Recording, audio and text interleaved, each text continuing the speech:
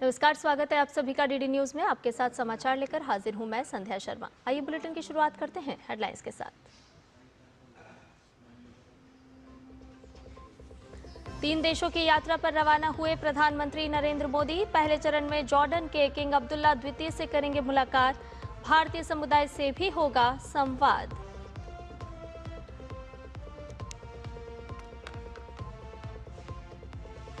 विदेश मंत्री doctor S Jaishankar ने ऑस्ट्रेलिया में अपने समकक्ष से की बात। पौंडी बीच आतंकी हमले पर जताई संवेदना, कहा हर संभव मदद को तैयार।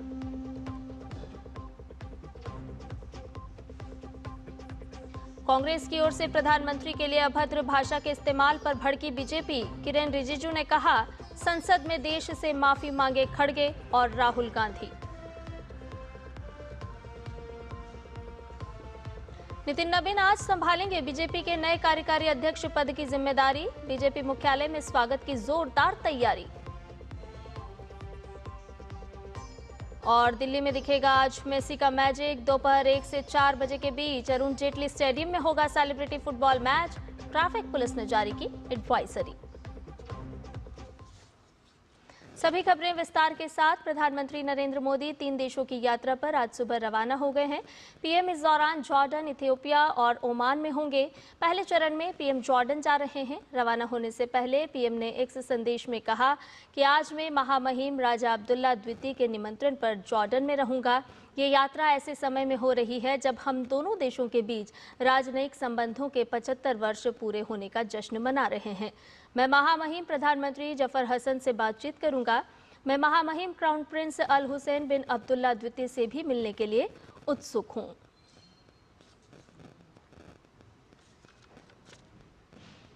भारत जॉर्डन कूटनीतिक संबंधों की ये 75वीं वर्षगांठ है। पीएम की ये यात्रा दोनों देशों के द्विपक्षीय संबंधों को और मजबूती देने की दृष्टि से बेहद अहम मानी जा रही है।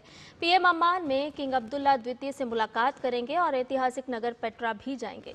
प्रधानमंत्री नरेंद्र मोदी यहां भारतीय समुदाय से भी संवाद करेंगे।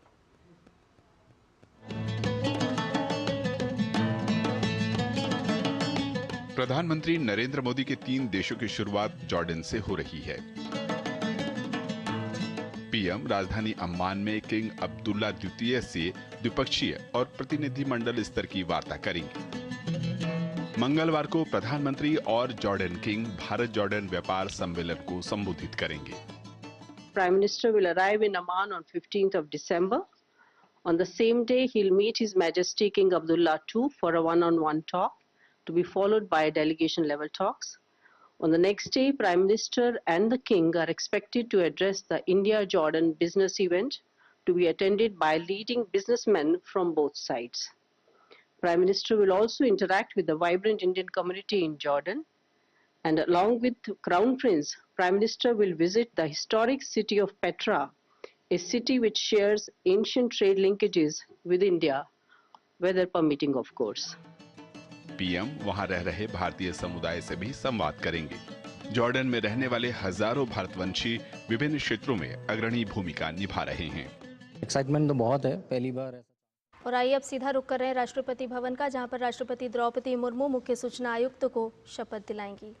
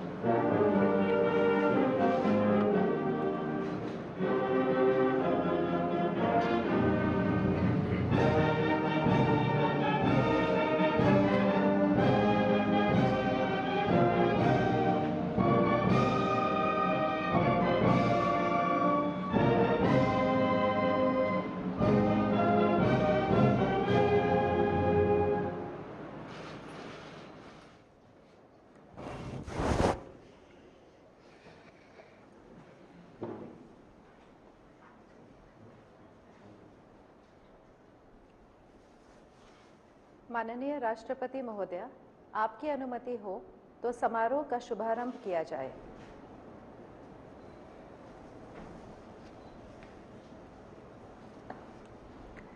मुख्य सूचना आयुक्त श्री राजकुमार गोयल।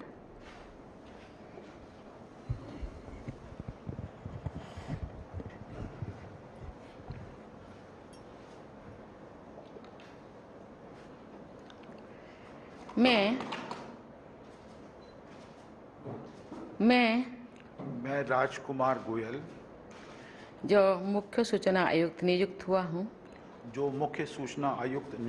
हूँ ईश्वर की शपथ लेता हूँ कि मैं विधि द्वारा स्थापित भारत के संविधान के प्रति सच्ची श्रद्धा और निष्ठा रखूंगा।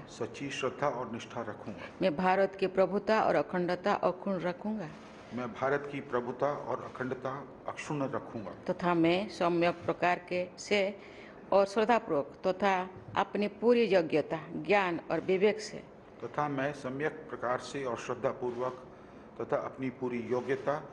और विवेक से अपने पद के कर्तव्यों का भय या पक्षपात, अनुराग या द्वेष के बिना पालन करूंगा तथा मैं संविधान और विधियों की मर्यादा बनाए रखूंगा।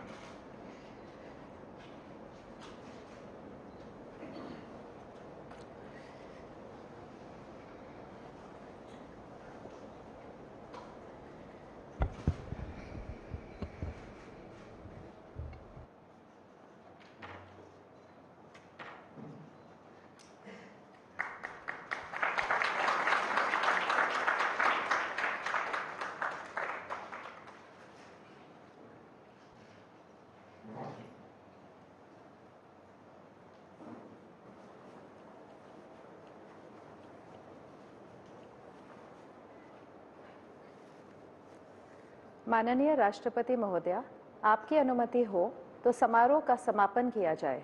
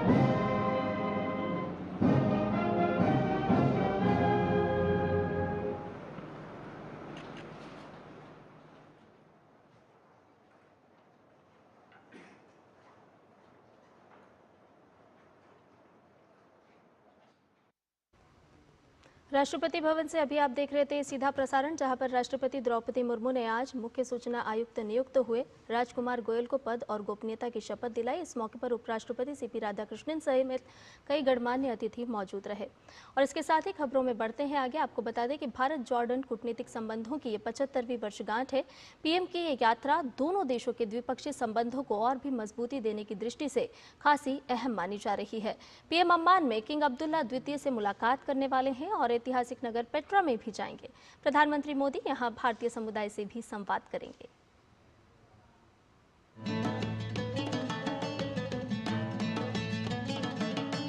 प्रधानमंत्री नरेंद्र मोदी के 3 देशों की शुरुआत जॉर्डन से हो रही है। पीएम राजधानी अम्मान में किंग अब्दुल्ला द्वितीय से द्विपक्षीय और प्रतिनिधिमंडल स्तर की वार्ता करेंगे। मंगलवार को प्रधानमंत्री और जॉर्डन किंग भारत जॉर्डन व्यापार सम्मेलन को संबोधित करेंगे। Prime Minister will arrive in Amman on 15th of December. On the same day, he'll meet His Majesty King Abdullah II for a one-on-one talk, to be followed by delegation-level talks. On the next day, Prime Minister and the King are expected to address the India-Jordan business event to be attended by leading businessmen from both sides.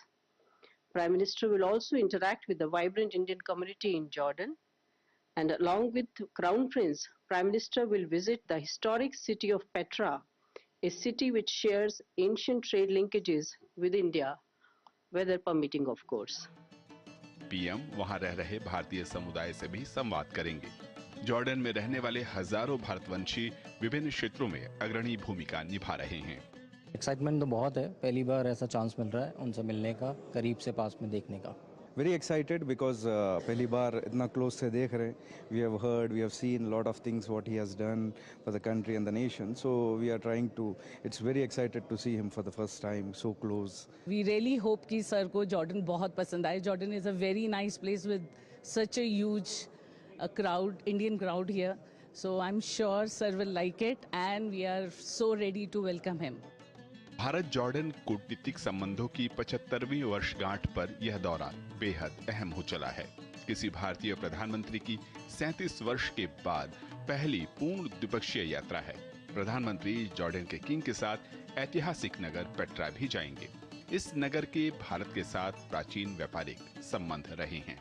We would like to extend collaboration between Jordan and India in the archaeological and tourism fields, and that would include not only signing these agreements but also expanding the joint marketing between India and Jordan. मजबूत कूटनीतिक, आर्थिक और रक्षा संबंध Bharat Jordan दोस्ती की पहचान है। आतंकवाद के खिलाफ दोनों ही देश एकजुटता को दोहराते रहे हैं। जॉर्डन के किंग ने पहलगाम आतंकी हमले की निंदा करते हुए आतंक के खिलाफ भारत की लड़ाई में साथ खड़े रहने की प्रतिबद्धता जाहिर की थी। भारत जॉर्डन का तीसरा बड़ा व्यापारिक साझेदार है। दोनों देशों के बीच लगभग 2.8 अरब डॉलर का व्यापार होता है। पीएम के इस दौरे से दोनों देशों के रिश्तों में विस्तार की नई इबारत लिखी जाएगी। द्विपक्षीय व्यापार, आर्थिक सहयोग, रक्षा क्षेत्र और सांस्कृतिक आदान प्रदान, ये तमाम ऐसे विषय हैं जिन पर दोनों देश नई ऊंचाइयां छूना चाहेंगे। और प्रधानमंत्री नरेंद्र मोदी की ये पहली बायलैटरल विजिट एक स्वर्णिम अवसर होगा।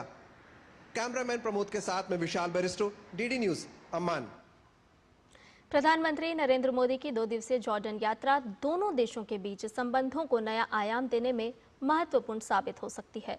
द्विपक्षीय संबंधों पर जॉर्डन में भारत के राजदूत मनीष चौहान ने डीडी न्यूज से खास बातचीत में कहा कि पीएम मोदी का ये दौरा ऐतिहासिक है।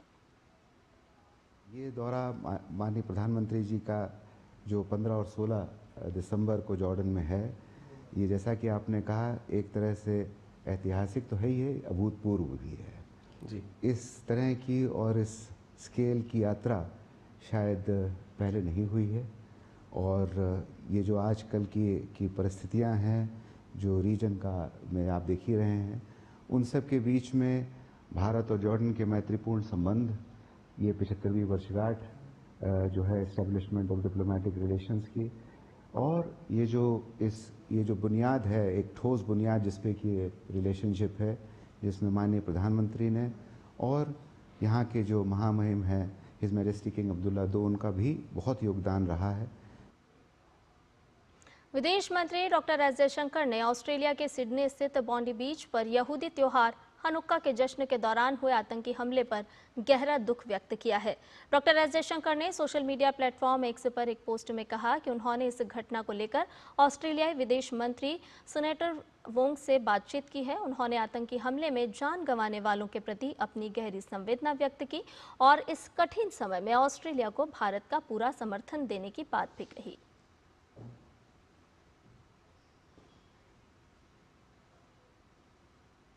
बुलेटिन में आगे बढ़े उससे पहले एक छोटे से ब्रेक के लिए रुक रहे हैं, जल्द हाजिर होंगे। कौन है जो जोड़े देश को? विकसित भारत का विकसित भारत।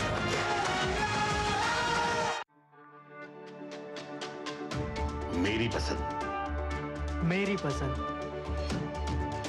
मेरी पसंद, मेरी पसंद, हमारी पसंद, हम सबकी पसंद। मजबूत देश का मजबूत सरिया हो गया स्टील। और ब्रेक के बाद आपका एक बार फिर से स्वागत है। आपको हम बता रहे थे कि विदेश मंत्री डॉक्टर एस जयशंकर ने ऑस्ट्रेलिया के सिडनी स्थित बॉन्डी बीच पर यहूदी त्योहार हनुक्का के जश्न के दौरान हुए आतंकी हमले पर गहरा दुख व्यक्त किया है। डॉक्टर एस जयशंकर ने सोशल मीडिया प्लेटफॉर्म एक्स पर एक पोस्ट में कहा कि उन्होंने इस घटना को लेकर ऑस्ट्रेलियाई विदेश मंत्री सीनेटर वोंग से बातचीत की। उन्होंने आतंकी हमले में जान गंवाने वालों के प्रति अपनी गहरी संवेदना व्यक्त की और इसके साथ साथ इस कठिन समय में ऑस्ट्रेलिया को भारत का पूरा समर्थन देने की बात भी कही।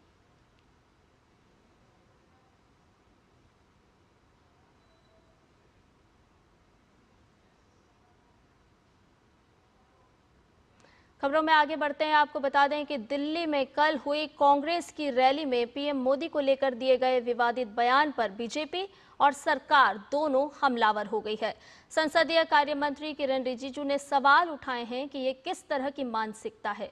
पीएम मोदी को लेकर रैली में जो कहा गया है उसको लेकर कांग्रेस अध्यक्ष मल्लिकार्जुन खड़गे और नेता प्रतिपक्ष राहुल गांधी को सदन में माफी मांगनी चाहिए।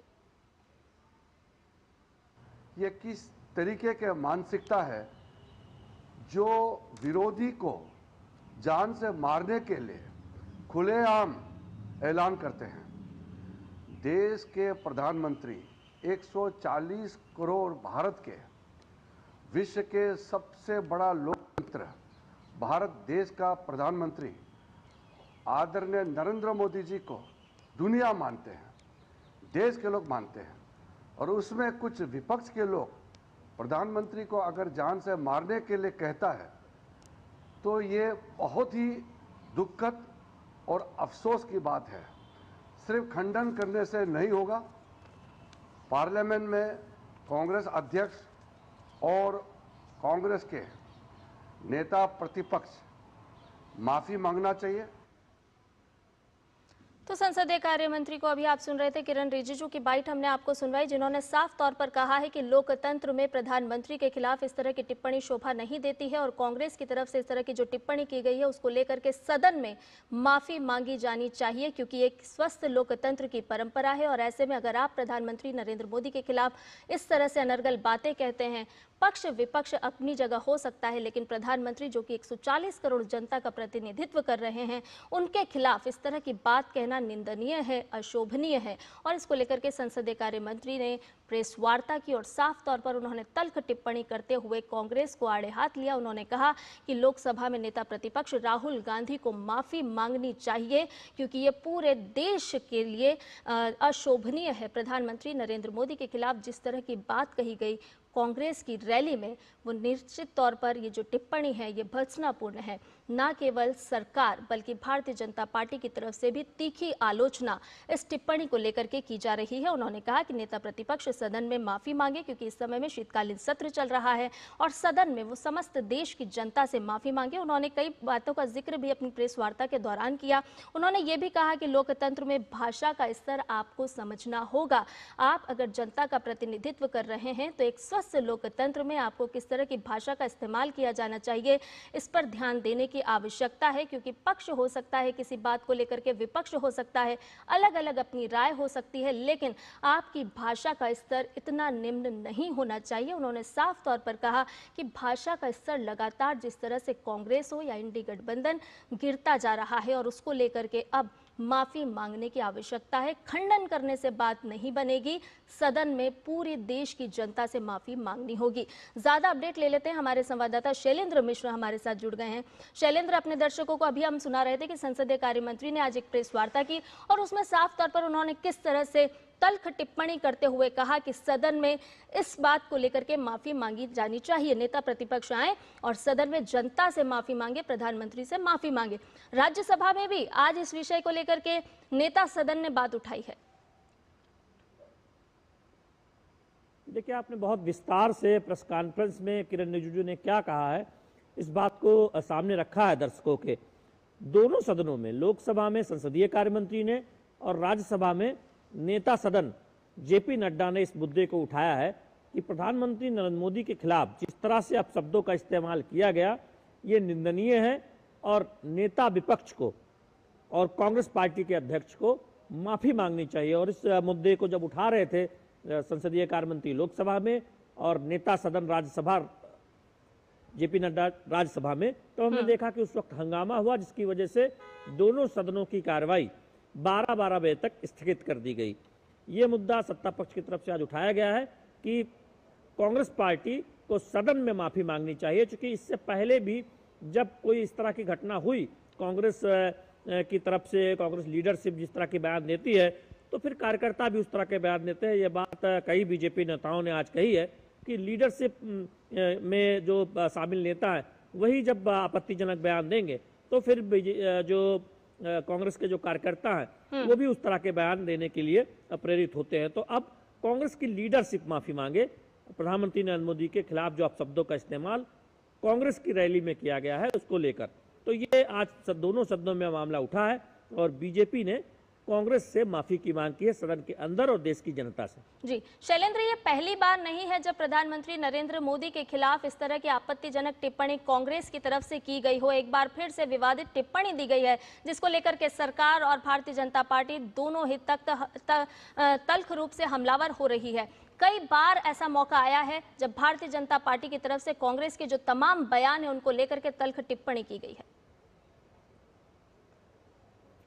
ये देखिए, इसमें दो बात समझने लायक है संध्या, कि कई बार भूलवश कोई टिप्पणी हो जाती है, लेकिन जानबूझकर टिप्पणी करना तो फिर बार बार होती है। और कांग्रेस के नेताओं की तरफ से आप देखें कि मणिशंकर अय्यर ने चाय वाला कहा, प्रियंका गांधी ने क्या कहा था, सोनिया गांधी ने जब गुजरात के विधानसभा चुनाव थे तो क्या कहा था। तो एक एक कर इतने बयान जारी हुए कि हमने देखा कि कांग्रेस कार्यकर्ताओं ने निचले स्तर पर प्रधानमंत्री नरेंद्र मोदी के खिलाफ उनकी कब्र खुलेगी और इस तरह के बयान देने शुरू कर दिए। और कोई भी लीडरशिप कांग्रेस का नेता सामने आकर उसने ये नहीं कहा कि ये गलत है, ऐसा नहीं कहा जाना चाहिए। तो इससे कांग्रेस कार्यकर्ताओं का जो हौसला है वो बढ़ा। तो सवाल सोच का है। साध्वी निरंजन ज्योति जो बीजेपी की एक प्रमुख नेता है, जब उनके मुंह से एक आपत्तिजनक बयान निकला था तो प्रधानमंत्री नरेंद्र मोदी ने खुद उन्हें कहा था, निर्देश दिए थे कि वो माफी मांगे। तो उन्होंने सामने आकर माफी मांगी थी और विपक्ष के नेताओं से अपनी भूल को स्वीकार किया था। कांग्रेस से उम्मीद की जाती है और बीजेपी यही उम्मीद कर रही है कि कम से कम अब जब उनकी रैली में इन नेताओं ने इस तरह से कहा है, कार्यकर्ताओं ने कब्र खोदने की बात कही है, तो फिर कांग्रेस की जो लीडरशिप है, नेता विपक्ष लोकसभा और मल्लिकार्जुन खड़गे जो नेता विपक्ष राज्यसभा भी हैं और कांग्रेस अध्यक्ष भी हैं, उनको माफी मांगनी चाहिए सदन में और देश की जनता से। इसीलिए बीजेपी इस मुद्दे को बहुत गंभीरता से दोनों सदनों में उठा रहे हैं। बिल्कुल, बीजेपी भी ले रही है और आम जनता भी कहीं ना कहीं ले ही रही होगी शैलेंद्र, क्योंकि देखिए विचार अलग अलग हो सकते हैं, पक्ष विपक्ष अलग अलग बात रख सकता है, लेकिन देश के प्रधानमंत्री के खिलाफ इस तरह से आपत्तिजनक टिप्पणी करना निश्चित तौर पर यह भर्त्सना योग्य है। निश्चित तौर पर इसकी कड़ी निंदा की जा रही है और निंदा होनी भी चाहिए। देखिए, लोकतंत्र में अपना एक तकाजा है कि आप विरोध कीजिए, लेकिन विरोध के वक्त आप भाषा की मर्यादा का ध्यान रखिए। आप तू तड़ाक नहीं कर सकते, आप असंसदीय शब्दों का इस्तेमाल नहीं कर सकते। शैलेंद्र, आपसे जवाब लेंगे, लेकिन उससे पहले हम अपने दर्शकों को सुनवा देते हैं कि लोकसभा में संसदीय कार्य मंत्री किरेन रिजिजू ने आखिर क्या कुछ कहा है इस पूरे विषय पर। कल कांग्रेस के रैली में प्रधानमंत्री मोदी जी का कब्र खोदने के लिए बात कहा गया है। ये इस देश के लिए बहुत दुखद समय है कि कांग्रेस पार्टी ऐसा शब्दों का इस्तेमाल करते हैं और सारे कांग्रेस पार्टी पूरे का पूरे नेतृत्व उस रैली में मौजूद थे और प्रधानमंत्री मोदी जी का कब्र खोदने के लिए इन्होंने नारा लगाया। इस देश के लिए इससे शर्मनाक, इससे ज्यादा दुर्भाग्यपूर्ण कोई चीज नहीं हो सकता है। तो कांग्रेस का पूरा नेतृत्व उस वक्त उस रैली में मौजूद था जहां प्रधानमंत्री नरेंद्र मोदी के खिलाफ निंदाजनक टिप्पणी की गई और लोकसभा में संसदीय कार्य मंत्री किरेन रिजिजू ने इस पर सख्त आपत्ति ली है। इस वक्त आपको सुनवा रहे थे कि साफ तौर पर वो किस तरह से कह रहे थे कि भाषा की मर्यादा को ध्यान में रखना होगा और अगर प्रधानमंत्री नरेंद्र मोदी के खिलाफ इस तरह से आपत्तिजनक टिप्पणी की गई है तो पूरी कांग्रेस को और नेता विपक्ष को सदन में आकर के माफी मांगनी होगी। हमारे सहयोगी संवाददाता शैलेंद्र लगातार इस खबर पर भी हमारे साथ जुड़े हुए हैं। शैलेंद्र, अपनी बात पूरी भी कीजिए, जिस तरह से भाषा की मर्यादा को लोकतंत्र में आपको ख्याल रखना होगा, लेकिन प्रधानमंत्री के खिलाफ इस तरह से टिप्पणी करना अशोभनीय होने के साथ साथ सिर्फ खंडन करने से बात नहीं बनेगी। सदन में आपको आना होगा और पूरे देश की जनता से आपको माफी मांगनी होगी। साफ तौर पर संसदीय कार्य मंत्री ने यह बात कही है।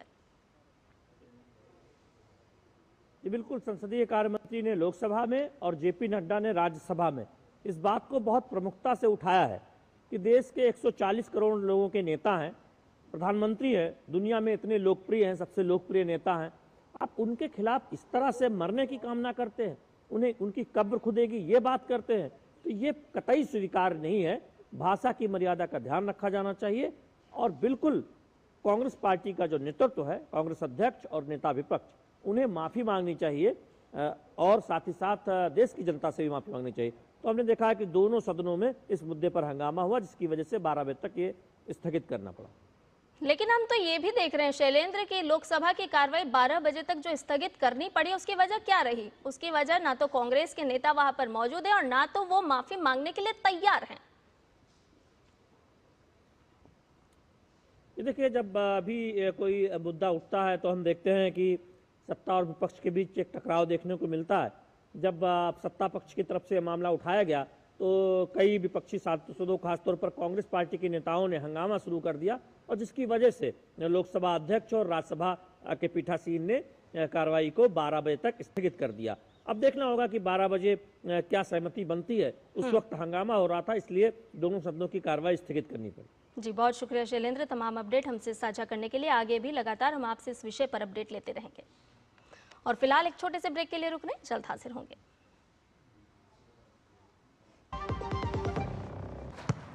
इसको तो फुटबॉल खेलना भी आ गया और इसे तो पियानो बजाने भी आ गया। चंद्रयान भी उतर गया चांद पर हमें अब तक टेस्टी राजमा बनाना नहीं आया। बिना MDH राजमा मसाला के टेस्टी राजमा कैसे बनेगा? स्वादिष्ट राजमा के लिए MDH राजमा मसाला। क्या स्वादिष्ट राजमा बनाए?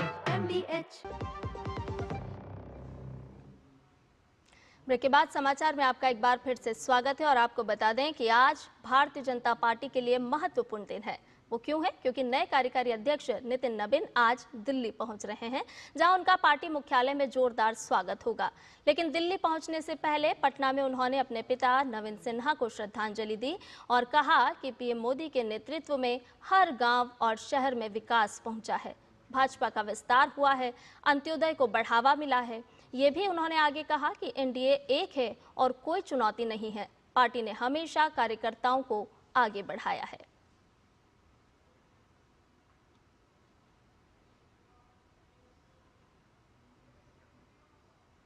मैं तो यही कहूँगा कि आज के दिन अपने पिता को नमन करता हूँ और उनका आशीर्वाद जो मिला है उसके को और उनका जो सम्मान रहा है उसको और बढ़ाने का प्रयास करूँगा। ये स्पष्ट है कि नरेंद्र मोदी के नेतृत्व में देश में आज एक एक गांव में, एक एक कस्बे में विकास भी पहुंचा, भाजपा का भी विस्तार हुआ और आम जनमानस जिस पार्टी को लोग कहते थे कि इसकी पार्टी है, आज गरीबों की पार्टी बनकर भाजपा खड़ी हुई। कोई ऐसा वर्ग नहीं है जिसको भाजपा ने, एनडीए गठबंधन ने विकास की योजनाओं से छुआ नहीं। इसके अलावा पश्चिम बंगाल में होने वाले विधानसभा चुनाव पर नितिन नबीन ने कहा कि पार्टी हर समय चुनाव के लिए तैयार है। बंगाल हो, यूपी हो, असम हो, बिहार, भाजपा का कार्यकर्ता हर दिन चुनाव के लिए तैयार रहता है।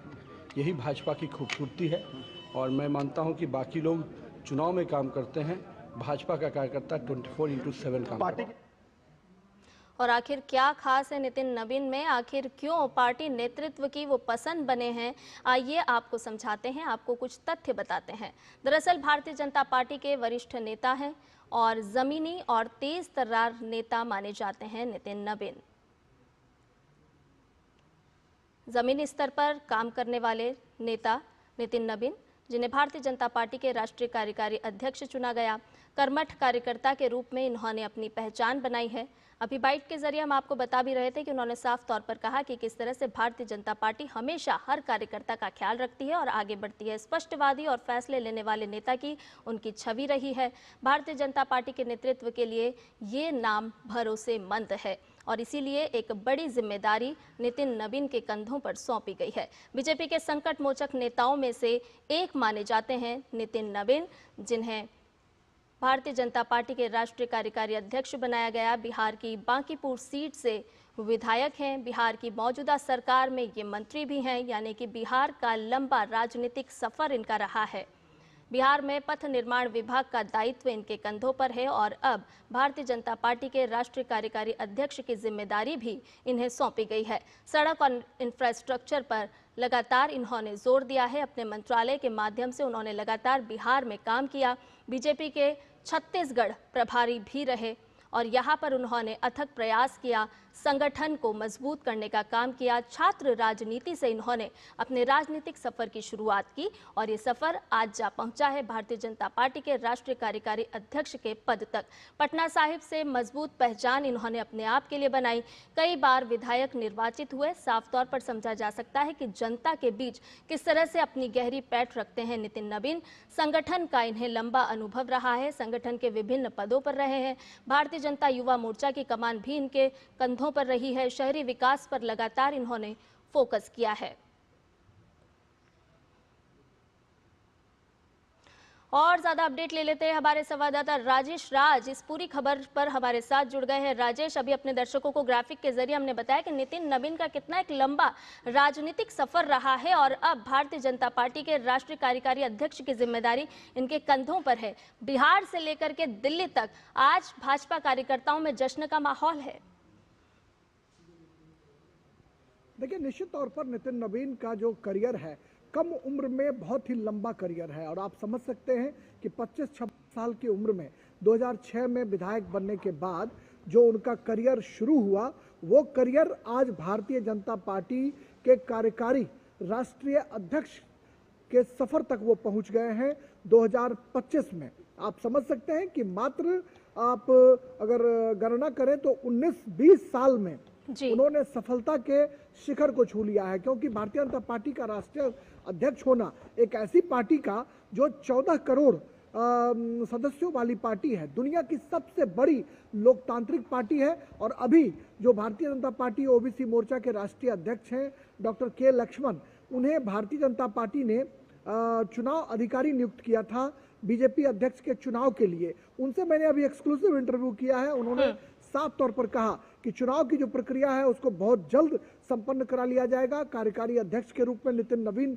जो है वो अभी नियुक्त किए गए हैं और राष्ट्रीय परिषद की बैठक, जो भारतीय जनता पार्टी की सर्वोच्च बॉडी होती है, राष्ट्रीय परिषद पार्लियामेंट्री बोर्ड, राष्ट्रीय परिषद की बैठक बुलाई जाएगी, यानी खुला अधिवेशन होगा और उसमें राष्ट्रीय अध्यक्ष के नाम की घोषणा जो है वो फुल फ्लेज तरीके से की जाएगी। तो ये आज की सबसे बड़ी खबर है संध्या कि राष्ट्रीय परिषद की बैठक बुलाई जाएगी और उसमें भारतीय जनता पार्टी के राष्ट्रीय अध्यक्ष के नाम का विधिवत ऐलान किया जाएगा, जो कुछ ही दिनों में संपन्न कर लिया जाएगा। डॉक्टर के लक्ष्मण जो पार्लियामेंट्री बोर्ड के मेंबर हैं और बीजेपी अध्यक्ष के चुनाव के लिए चुनाव निर्वाची अधिकारी भी हैं, उन्होंने अभी डीडी न्यूज के साथ एक्सक्लूसिव बातचीत में ये जानकारी दी है। तो अब देखना होगा कि 2 बजे जब नितिन नवीन भारतीय जनता पार्टी के दफ्तर पर पहुंचेंगे, वहां किस गर्मजोशी के साथ भारतीय जनता पार्टी के कार्यकर्ता उनका सम्मान करते हैं, इस पर देश भर के लोगों की नजरें टिकी हुई हैं। मीडिया कर्मियों में बेहद उत्साह का माहौल है और भारतीय जनता पार्टी के जो कार्यकर्ता हैं वो पलक पावड़े बिछाए हुए हैं। और ये डॉक्टर लक्ष्मण ने यह भी कहा कि यह बिहार के लिए भी बहुत ही गर्व की बात है और एक सामान्य कार्यकर्ता का राष्ट्रीय अध्यक्ष तक का सफर, यह कार्यकर्ताओं में एक बहुत बड़ा संदेश भी छोड़ता है। और शायद यही वजह है कि नितिन नवीन ने यह भी कहा कि बीजेपी सालों भर काम करने वाली पार्टी है और 24 घंटे उनके कार्यकर्ता पार्टी के लिए जी जान लगाते हैं, चाहे वो सर्दी हो, गर्मी हो, बरसात हो, हर मौसम में भारतीय जनता पार्टी के कार्यकर्ता तैयार रहते हैं। आपने देखा कि बिहार का चुनाव खत्म नहीं हुआ कि बंगाल के लिए भारतीय जनता पार्टी की तैयारी जो है वो शुरू हो गई। तो ये कहा जा सकता है कि भारतीय जनता पार्टी एक ऐसी पार्टी है जो फर्श से लेकर अर्श तक की यात्रा अपने कार्यकर्ताओं को करवाने में सबसे आगे दिखाई पड़ रही है। प्रधानमंत्री नरेंद्र मोदी का जिक्र करें, राष्ट्रपति द्रौपदी मुर्मू का जिक्र करें, पूर्व राष्ट्रपति रामनाथ कोविंद का जिक्र करें, ऐसे तमाम बड़े चेहरे हैं जिनको जीरो से हीरो बनाने का काम भारतीय जनता पार्टी ने किया है। राजेश, पश्चिम बंगाल का भी आपने जिक्र किया, तो पश्चिम बंगाल में भी आगामी समय में चुनाव होने हैं और उत्तर प्रदेश में भी होने हैं, अन्य राज्यों में भी विधानसभा चुनाव संपन्न होने हैं। ऐसे में कितनी बड़ी जिम्मेदारी नितिन नवीन के कंधों पर आप देख पा रहे हैं, क्योंकि संगठनात्मक तौर पर भारतीय जनता पार्टी को मजबूत करने की एक बड़ी जिम्मेदारी होगी।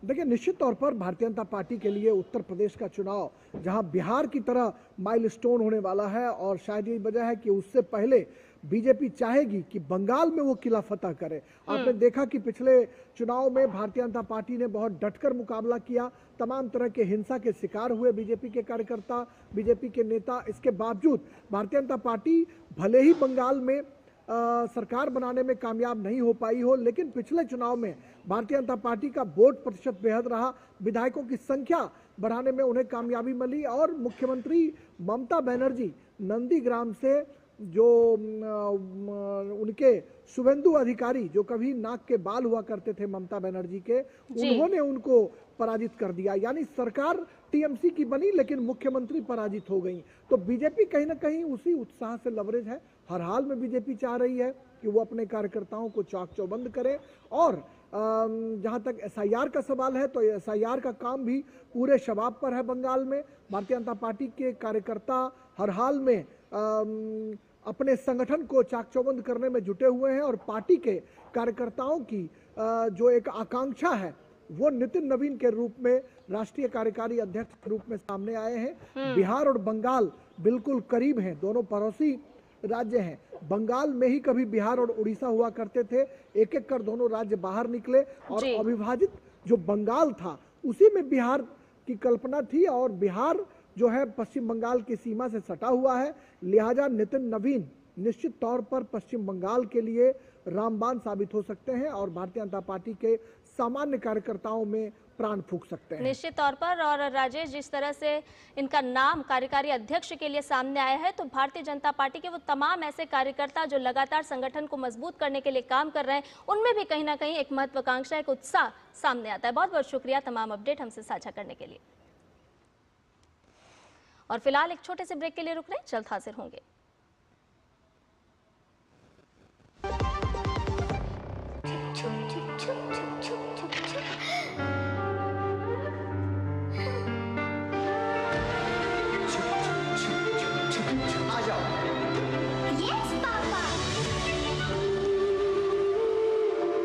जिंदगी किसी के लिए नहीं रुकती,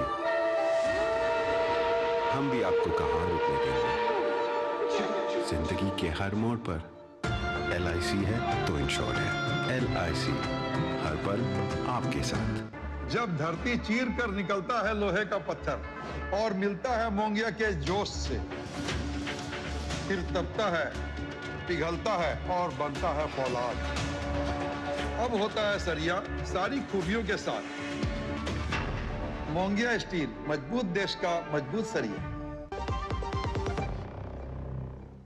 ब्रेक के बाद समाचार में आपका एक बार फिर से स्वागत है। आपको बता दें कि पहलगाम आतंकी हमले मामले में आज NIA चार्जशीट दाखिल करेगी। NIA जम्मू की विशेष NIA कोर्ट में चार्जशीट पेश करने वाली है। पहलगाम के बैसुरन वैली में इस वर्ष 22 अप्रैल को आतंकी हमला हुआ था। पाकिस्तान के आतंकवादियों के इस हमले में 26 निर्दोष लोग मारे गए थे। NIA की जांच के दौरान हमले में 3 आतंकवादियों की प्रत्यक्ष संलिप्तता सामने आई। NIA ने जून में 2 व्यक्तियों को गिरफ्तार किया। इन व्यक्तियों पर उन 3 आतंकवादियों को शरण देने का आरोप है जिन्हें जुलाई में भारतीय सेना ने मार गिराया था। गिरफ्तार किए गए 2 व्यक्तियों परवेज अहमद जोथर और बशीर अहमद जोथर ने इन 3 हमलावरों की पहचान पाकिस्तान के नागरिकों के रूप में की थी, जो प्रतिबंधित संगठन लश्कर-ए-तैयबा से संबंधित थे। NIA के मुताबिक इन दोनों ने आतंकवादियों को भोजन, आश्रय और साजो सामान संबंधी अन्य सहायता प्रदान की। तीनों आतंकवादी 28 जुलाई को श्रीनगर के बाहरी इलाके में ऑपरेशन महादेव नाम से की गई मुठभेड़ में मारे गए थे। रुक करते अगली खबर का। इंडिगो फ्लाइट संकट को लेकर दायर याचिका पर सुप्रीम कोर्ट आज सुनवाई करेगा। याचिका में फ्लाइट संकट के चलते यात्रियों को हो रही भारी परेशानी का हवाला देते हुए सुप्रीम कोर्ट से हस्तक्षेप की मांग की गई है। याचिकाकर्ता ने प्रभावित यात्रियों को उचित मुआवजा देने के साथ ही भविष्य में ऐसे हालात पैदा न हो, इसके लिए नीति बनाए जाने की मांग की है। इधर पश्चिम बंगाल में विशेष गहन पुनरीक्षण यानी कि एसआईआर के तहत दावों और आपत्तियों पर होने वाली सुनवाई को लेकर चुनाव आयोग ने सख्त निर्देश जारी किए हैं। आयोग ने कहा है कि सुनवाई के दौरान किसी भी तरह की अनियमितता या सुरक्षा में चूक बर्दाश्त नहीं की जाएगी। 16 दिसंबर को ड्राफ्ट मतदाता सूची जारी होने के बाद सुनवाई शुरू होगी। इससे पहले चुनाव आयोग ने राज्य के मुख्य निर्वाचन अधिकारी के कार्यालय को निर्देश दिए हैं कि पूरी प्रक्रिया पारदर्शी, निष्पक्ष और सुरक्षित हो। आयोग ने यह भी स्पष्ट किया है कि सुनवाई के दौरान केंद्रीय सशस्त्र पुलिस बल की तैनाती नहीं होगी और सुरक्षा व्यवस्था राज्य पुलिस की ही जिम्मेदारी रहेगी। अधिकारियों के मुताबिक अगर सुनवाई के दौरान राज्य पुलिस की ओर से किसी भी तरह की लापरवाही या जानबूझकर की गई गड़बड़ी सामने आती है तो तुरंत कार्रवाई होगी। आयोग ने यह भी तय किया है कि सुनवाई केवल जिला अधिकारी कार्यालय में ही होगी। सुनवाई का वेब प्रसारण अनिवार्य होगा और रिकॉर्डिंग सुरक्षित रखी जाएगी। इसी कड़ी में पश्चिम बंगाल में विधानसभा चुनाव से पहले निर्वाचन आयोग ने ईवीएम की जांच के लिए अहम फैसला लिया है। इसके तहत ईवीएम की प्रथम स्तरीय जांच यानी कि एफएलसी के लिए 5 नोडल अधिकारियों की नियुक्ति की गई है। ये सभी अधिकारी अन्य राज्यों से होंगे। आयोग के मुताबिक इन नोडल अधिकारियों को विधानसभा चुनाव के लिए विभिन्न एफएलसी स्थलों पर पर्यवेक्षक के रूप में तैनात किया गया है। निर्वाचन आयोग ने यह भी स्पष्ट किया है कि मतदान प्रक्रिया में पारदर्शिता बढ़ाने के लिए प्रत्येक उम्मीदवार की तस्वीर ईवीएम पर प्रदर्शित की जाएगी। वहीं पश्चिम बंगाल में बहुमंजिला इमारतों में मतदान केंद्र बनाने के चुनाव आयोग के फैसले पर तृणमूल कांग्रेस ने फिर से आपत्ति जताई है। इस संबंध में राज्य के खेल मंत्री अरूप विश्वास ने मुख्य निर्वाचन अधिकारी मनोज कुमार अग्रवाल को एक पत्र सौंपा है। चूंकि यह मामला सीधे चुनाव आयोग के अधिकार क्षेत्र में आता है, इसलिए इस पत्र को दिल्ली भेज दिया गया है। इससे पहले मुख्यमंत्री ममता बनर्जी ने भी इस प्रस्ताव का कड़ा विरोध किया था, लेकिन आयोग अपने फैसले पर अड़िग नजर आ रहा है। आयोग ने जिला निर्वाचन अधिकारियों से बहुमंजिला इमारतों में बूथ बनाने को लेकर रिपोर्ट जल्द तलब करने का कहा है। उम्मीद है कि 22 दिसंबर तक सभी जिलों से रिपोर्ट आने के बाद अंतिम निर्णय लिया जाएगा। ये प्रक्रिया आगामी विधानसभा चुनाव की तैयारियों का एक महत्वपूर्ण हिस्सा है। रुक करते अगली खबर का। भारत ने रियाद में आयोजित 11वें संयुक्त राष्ट्र सभ्यता गठबंधन सम्मेलन में हिस्सा लिया। विदेश मंत्रालय ने सोशल मीडिया प्लेटफॉर्म एक्स पर सम्मेलन में भारतीय प्रतिनिधि मंडल की अगुवाई की जानकारी साझा की। विदेश मंत्रालय ने बताया कि पूर्वी क्षेत्र के सचिव पी कुमारन ने 14 दिसंबर को रियाद में आयोजित 11वें UNAOC सम्मेलन में भारत का प्रतिनिधित्व किया। उन्होंने मित्र समूह की उच्च स्तरीय बैठक में राष्ट्रीय वक्तव्य दिया। पी कुमारन ने UNAOC की वैश्विक स्तर पर राष्ट्रों और संस्कृतियों के बीच सद्भाव बढ़ाने की भूमिका पर प्रकाश डाला। उन्होंने प्राचीन सभ्यता और समृद्ध विविधता से संपन्न राष्ट्र के रूप में वैश्विक मंच पर भारत की स्थिति को रेखांकित किया। उन्होंने प्राचीन सभ्यता और विविधता से संपन्न भारत की वैश्विक मंच पर स्थिति को रेखांकित किया। अपने संबोधन में उन्होंने वसुधैव कुटुंबकम और सर्वधर्म समभाव के भारतीय सिद्धांतों का भी उल्लेख किया, जिक्र किया। और भारतीय नौसेना बुधवार को INS हंसा गोवा में अपने दूसरे MH-60R हेलीकॉप्टर स्क्वाड्रन INAS 335 ऑस्प्रेस को कमीशन करेगी। इस अवसर पर नौसेना प्रमुख एडमिरल दिनेश के त्रिपाठी मौजूद रहेंगे। उन्नत हथियार, सेंसर और एवियोनिक्स सूट इस हेलीकॉप्टर को भारतीय नौसेना के लिए एक बहुमुखी और सक्षम संपत्ति बनाते हैं। ये विमान बेड़े के संचालन के साथ पूरी तरह से एकीकृत हो गया है और कई मौकों पर अपनी काबिलियत भी साबित कर चुका है। स्क्वाड्रन के कमीशन होने से भारतीय नौसेना को अपनी इंटीग्रल एविएशन क्षमताओं में महत्वपूर्ण बढ़ोतरी होगी।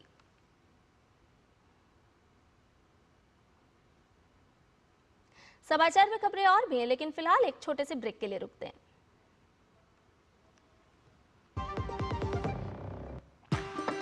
MDH कसूरी मेथी लाजवाब है लाजवाब। लाजवाब है, स्वाद और सुगंध इसकी लाजवाब है, लाजवाब है। अगर MDH कसूरी मेथी नहीं डाला तो खाली हाथ मलते रह जाओगे। एक एक पत्ता हाथ से चुना, स्वाद और सुगंध जगाए कई गुना।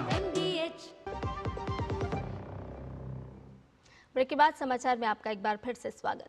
राजस्थान के अलवर जिले में स्थित ऐतिहासिक सिलिसेड़ झील को रामसर साइट घोषित किया गया है। इसके साथ ही छत्तीसगढ़ के बिलासपुर के पास स्थित कोपरा जलाशय को भी रामसर साइट के रूप में मान्यता दी गई है।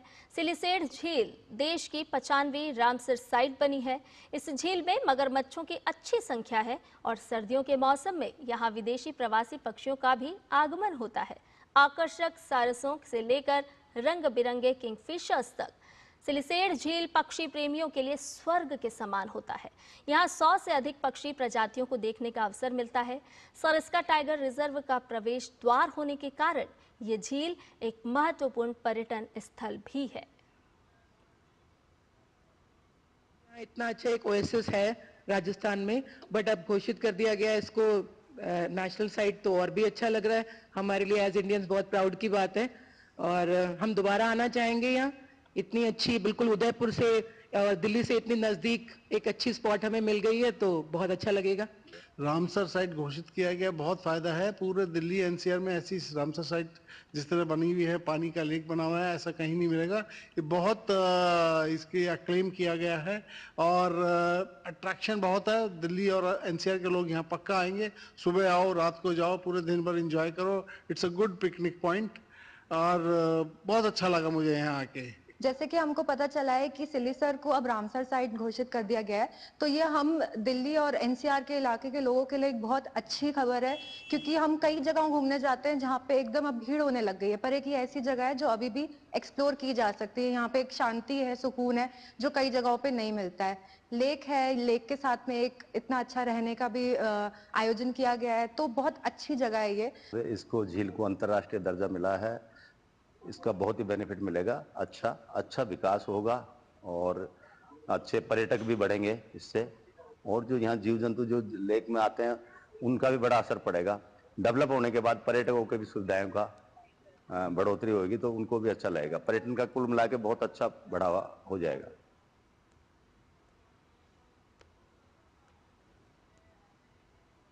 चलिए राजस्थान से चलते हैं हिमाचल प्रदेश। हिमाचल प्रदेश का लाहौल स्पीति अपनी बौद्ध संस्कृति और बर्फीले पहाड़ों के लिए मशहूर है।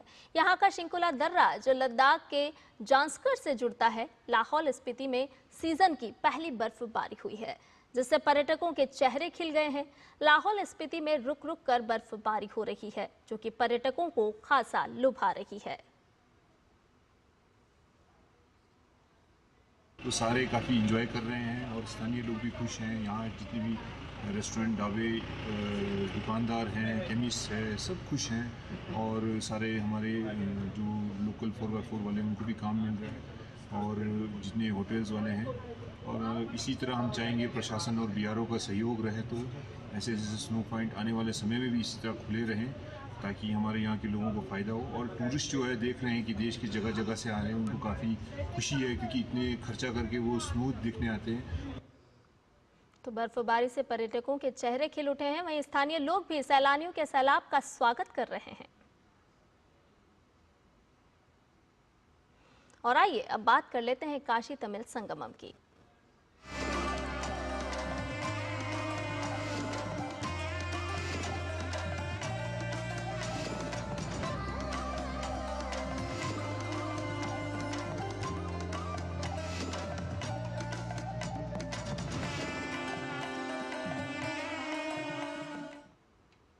काशी तमिल संगमम के 12वें दिन केंद्रीय राज्य मंत्री डॉक्टर सुकांत मजुमदार काशी के नमो घाट पहुंचे। उन्होंने तमिलनाडु से आए प्रतिभागियों का उत्साहवर्धन किया। DD न्यूज संवाददाता मनीष वाजपेयी ने उनसे खास बातचीत की है, आपको सुनवाते हैं।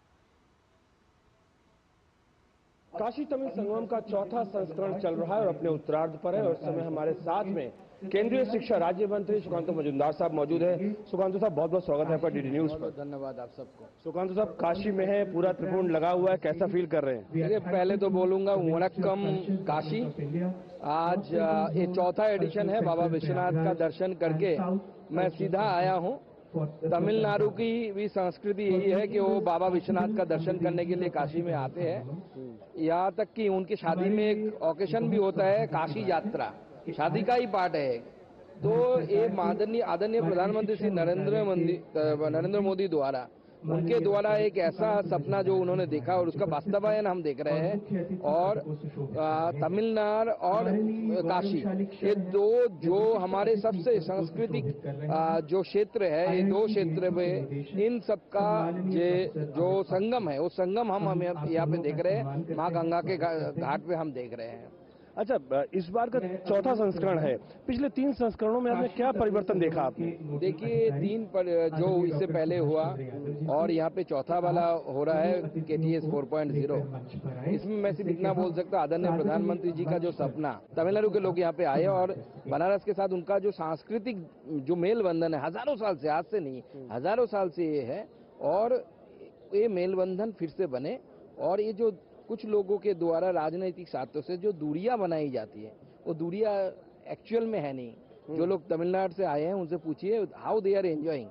वो उनको मैंने पूछा था कि आप कैसे एंजॉय कर रहे हैं, तो बोले बहुत बढ़िया एंजॉय कर रहे हैं, we are happy and we are every time they want to come here. और माननीय प्रधानमंत्री जी की जो सोच है, इसमें तो कई सारे आयाम हो रहे हैं, जिसमें अर्थ को भी बल मिल रहा है, संस्कृत जुड़ रही है, भावनात्मक आधार जुड़ रहे हैं, एक बहुआयामी मतलब कह सकते हैं। एकदम बहुआयामी है। और इस बार का जो थीम है तमिल करकलम, इसका मतलब है कि हम तमिल सीखें, क्योंकि साउथ इंडियन लैंग्वेज है, नॉर्थ स्वाभाविक है, नॉर्थ के साथ कुछ सिमिलरिटीज डिसिमिलरिटीज है, तो हमें उसके बारे में पता नहीं है। तो जितना हम सीखेंगे, जितना जानेंगे, उतना दूरियां कमेगी और घटेगी। और मुझे लगता है कि एक भारत श्रेष्ठ भारत का जो सपना है, वो सपना पूरा होगा। बहुत बहुत धन्यवाद आपका सुखंदु साहब, बहुत बहुत धन्यवाद। तो आस्था अर्थव्यवस्था का आधार बन रही है, भाषा भाव को जोड़ने का काम कर रही है। काशी तमिल संगम का ये कार्यक्रम वाकई अपने नाम से कहीं ज्यादा व्यापक प्रभाव परिलक्षित कर रहा है। कैमरामैन सुनील कुमार के साथ Manish Vajpayee, DD news Varanasi.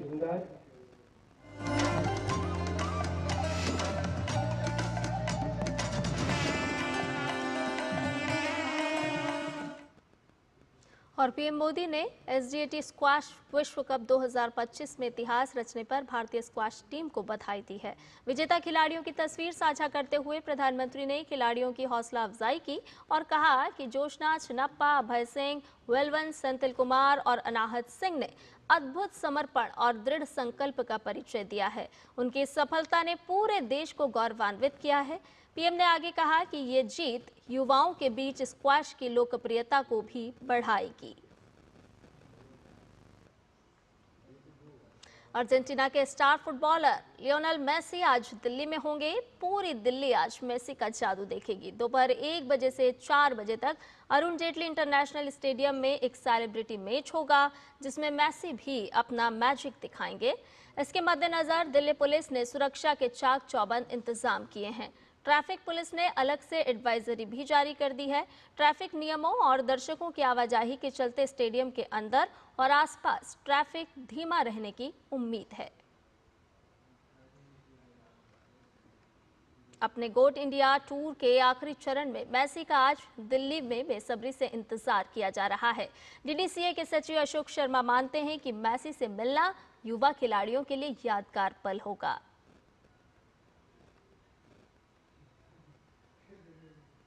Lionel Messi Delhi में होंगे और इस वक्त हमारे साथ हैं अशोक शर्मा जी, जो कि सेक्रेटरी हैं DDCA के। सर, दिल्ली आ रहे हैं लियोनेल मेसी, किस तरह से देखते हैं इस अपॉर्चुनिटी को आप यंग फुटबॉलर्स के लिए? उनको कितना मदद मिलेगा, जो भारतीय फुटबॉल को ग्रो करने में कितना मदद मिलेगा इससे? देखिए, मेसी की जो फॉलोइंग है पूरे वर्ल्ड में बहुत ज़्यादा है, तो इंडिया में वो आ रहे हैं तो उनका स्वागत है। और हमारे से जब ये बात हुई कि मेसी के लिए हमें ग्राउंड चाहिए, तो हमारे प्रेसिडेंट एकदम से तैयार हुए। और क्रिकेट ग्राउंड में फुटबॉल हो, ये दिल्ली वाले पहली बार देखेंगे। और देखो, मेसी का आना ही इंडिया के अंदर फुटबॉल को प्रमोट करने के लिए, जितनी भी बच्चों को वो यहाँ टिप्स देंगे, जो भी उनकी प्लानिंग है आने वाले टाइम में, बच्चों को सिखाएंगे, बच्चों के साथ बात करेंगे, तो वो मोटिवेशन बहुत बड़ा है। जी बिल्कुल, इससे बड़ा मोटिवेशन कुछ भी नहीं हो सकता कि बच्चे मेसी को देखें, मेसी के साथ बात करें और कहीं ना कहीं ये उनको प्रेरित करेगा और आने वाले समय में उनको भी एक बड़ा फुटबॉलर बनने में मदद करेगा। सर, बात करें क्रिकेट की, अगर क्रिकेट में जिस तरह से भारत का और T20 सीरीज चल रही है, पहला मैच भारत ने जीता, फिर दूसरा साउथ अफ्रीका ने, लगता है कि जो प्लेइंग 11 है उसमें कुछ वर्ल्ड कप भी आने वाला है, कुछ चेंजेस आपको लगते हैं कि करने चाहिए, जिस तरह से फॉर्म आउट ऑफ फॉर्म चल रहे हैं कप्तान और उपकप्तान दोनों?